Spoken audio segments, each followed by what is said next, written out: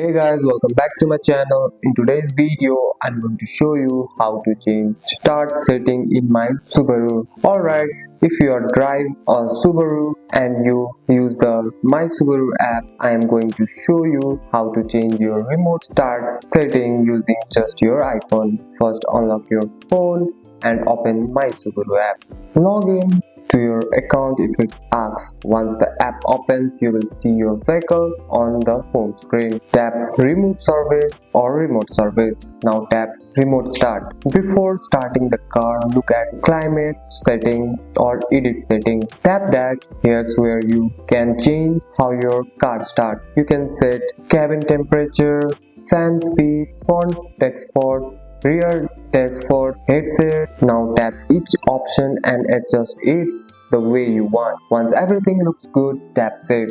Now go back to the tap start vehicle. Your Subaru will start using the setting you just chose. Important things to know. This setting only applies to remote start from the app, not when you are start car with the key. You must have an action or active MySubaru subscription for remote start to work. Also, some option depends on your specific model and year from Subaru. And that's it. That's all for today's video, guys. If you found this video helpful, drop a like, subscribe for more videos. Thanks for watching. See you in the next one.